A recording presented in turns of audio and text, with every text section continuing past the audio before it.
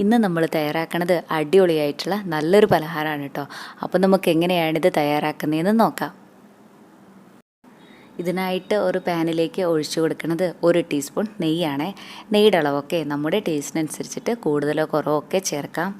ഇനി ഇതാ നമ്മുടെ നെയ്യൊക്കെ ചെറുതായിട്ടൊന്ന് ചൂടായി വരുന്ന സമയത്ത് ഇതിലേക്ക് ചേർക്കുന്നത് 1 കപ്പ് തേങ്ങ മിക്സിയിലിട്ട് 1-2 വട്ടം ഒന്ന് പൾസ് ചെയ്തെടുത്തിട്ടുള്ളതാണ്. നമ്മൾ തേങ്ങ ചിരുകിയത് നേരിട്ട് നെയ്യിലേക്ക് ഇട്ട് കൊടുത്തിട്ട് റോസ്റ്റ് ചെയ്തെടുക്കുന്നതിൽ കഴിഞ്ഞും ഒന്നും കൂടെ നല്ലത് ഇതാ കണ്ട ഇതുപോലെ മിക്സിയിലൊന്ന് കറക്കി എടുത്തിട്ട് റോസ്റ്റ് ചെയ്തെടുക്കുന്നതാണേ. ഇനി ഇത് 2-3 മിനിറ്റ് നേരം നല്ല പോലെ ഒന്ന് ഇളക്കി കൊടുത്തുകൊണ്ടേയിരിക്കാം.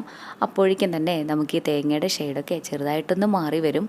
ഈ സമയം ഹൈ ഫ്ലെയിമിൽ വെച്ചാലും കുഴപ്പമൊന്നുമില്ല, കണ്ടിന്യൂസ് ആയിട്ട് ഇളക്കി കൊടുത്താൽ മതി കേട്ടോ.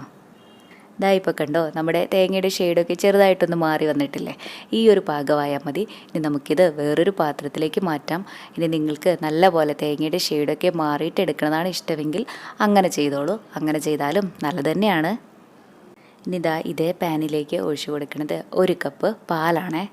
ഇനി ഇതാ നമ്മുടെ പാലൊക്കെ ചെറുതായിട്ടൊന്ന് തിളച്ച് തുടങ്ങുന്ന സമയത്ത് ഇതിലേക്ക് ഇട്ട് കൊടുക്കുന്നത് 1 കപ്പ് അരിപ്പൊടിയാണ്. ഈ സമയം ലോ ഫ്ലെയിമിൽ വെക്കാനായിട്ട് പ്രത്യേകം ശ്രദ്ധിക്കണം കേട്ടോ. ഇനി ഇതെല്ലാം കൂടെ നല്ലപോലെ ഒന്ന് യോജിപ്പിച്ച് കൊടുക്കാം. ഇത് നന്നായിട്ടൊന്ന് യോജിപ്പിച്ച് കൊടുത്തു കഴിഞ്ഞാൽ ഇനി ഇതിലേക്ക് ഒഴിച്ചു കൊടുക്കുന്നത് ശർക്കരപ്പാനിയാണ്. ഞാൻ 1 കപ്പ് ശർക്കരയിൽ 1/4 കപ്പ് വെള്ളം കൂടി ഒഴിച്ച് പാനിയാക്കി എടുത്ത ശേഷം നല്ലപോലെ ഒന്ന് അരിച്ചെടുത്തിട്ടുള്ളതാണ് കേട്ടോ ഇത്. ഇനി ഇതിലേക്ക് ഇട്ട് കൊടുക്കുന്നത് നമ്മൾ നേരത്തെ റോസ്റ്റ് ചെയ്ത് മാറ്റി വെച്ചിട്ടുണ്ടായിരുന്ന തേങ്ങയില്ലേ, അതാണേ. നമുക്ക് ഈ തേങ്ങ റോസ്റ്റ് ചെയ്യാതെ നേരിട്ട് ചേർത്ത് കൊടുത്തിട്ടും നമ്മുടെ ഈ ഒരു പലഹാരം തയ്യാറാക്കാനായിട്ട് പറ്റും. പക്ഷേ അങ്ങനെ ചെയ്യുന്നതിലും ഒന്നും കൂടെ നല്ല ടേസ്റ്റ് ഉണ്ടാവുക ഇതുപോലെ ഒന്ന് റോസ്റ്റ് ചെയ്തിട്ട് ചേർക്കുമ്പോഴാണ്. അതുപോലെ തന്നെ നമ്മുടെ ഈ ഒരു പലഹാരം റെഡിയാക്കാനായിട്ട് മെഷർമെൻറ്റ് കപ്പിൻ്റെ ഒന്നും ആവശ്യമില്ല കേട്ടോ. നമ്മൾ ഈ ചേർത്തിട്ടുള്ള തേങ്ങയും അരിപ്പൊടിയും ശർക്കരയും പാലും ഒക്കെ ഒരേ അളവിൽ തന്നെ എടുക്കാനായിട്ടൊന്ന് ശ്രദ്ധിച്ചാൽ മാത്രം മതി. ഇനി ഇതിലേക്ക് ഇട്ട് കൊടുക്കുന്നത് 2 നുള്ളു ഉപ്പാണ്. കൂടെ തന്നെ നമ്മുടെ ഈ ഒരു പലഹാരത്തിന് നല്ലൊരു ഫ്ലേവർ കിട്ടാനായിട്ട് 1/2 ടീസ്പൂൺ ഏലക്കാപ്പൊടിയും കൂടെ ചേർക്കുന്നുണ്ട്. ഇതെല്ലാം കൂടെ നല്ല പോലെയൊന്ന് മിക്സാക്കി കൊടുക്കാം. ഇതാ കണ്ടോ, ആദ്യമേ നമ്മളിങ്ങനെ മിക്സാക്കാനായിട്ട് നോക്കണ സമയത്ത് ആകെ കട്ട പിടിച്ച പോലെയൊക്കെ തോന്നും. അത് സാരമില്ല, 1-2 മിനിറ്റ് കഴിയുമ്പോൾ ശരിയായിക്കോളും.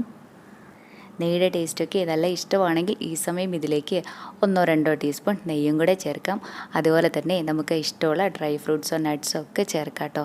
ഇനിയിപ്പോൾ ഇതൊന്നും ചേർത്തില്ലെങ്കിലും ഒരു കുഴപ്പമില്ല, നമ്മുടെ ഈ ഒരു പലഹാരത്തിന് നല്ല ടേസ്റ്റ് തന്നെ ഉണ്ടാവും.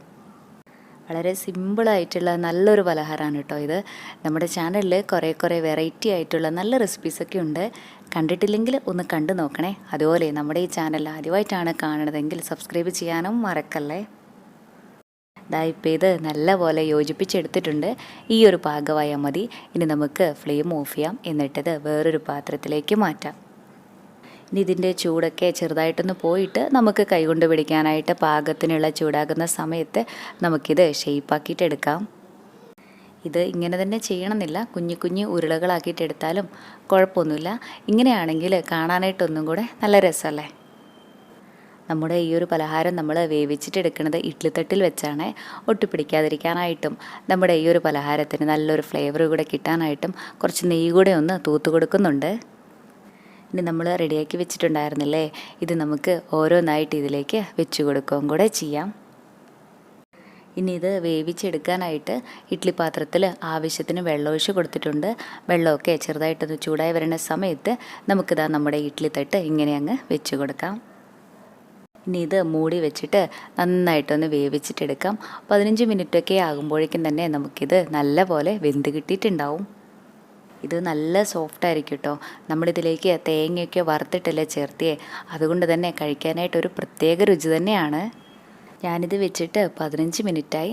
ഇതാ കണ്ടോ, ഇപ്പോൾ ഇത് നല്ലപോലെ വെന്തിട്ടുണ്ട്. ഇത്രയും മതി. ഇനി നമുക്ക് ഫ്ലെയിം ഓഫ് ചെയ്യാം. ഇത് തയ്യാറാക്കാനായിട്ട് നമ്മുടെയൊക്കെ വീട്ടിൽ എപ്പോഴുള്ള കുഞ്ഞു ചേരുവകൾ മാത്രം പോരെ. ഇത് കഴിക്കാനായിട്ടും അടിപൊളി ടേസ്റ്റ് തന്നെയാണ് കേട്ടോ. മിക്കവർക്കും തന്നെ ഇങ്ങനെ തയ്യാറാക്കാനായിട്ട് അറിയാനുണ്ടാവും. അറിയാത്തവരുണ്ടെങ്കിൽ ഒരു തവണയിലും ഇങ്ങനെയൊന്ന് ചെയ്ത് നോക്കണേ. എന്നിട്ട് അഭിപ്രായം പറയാനും മറക്കല്ല കേട്ടോ. താങ്ക്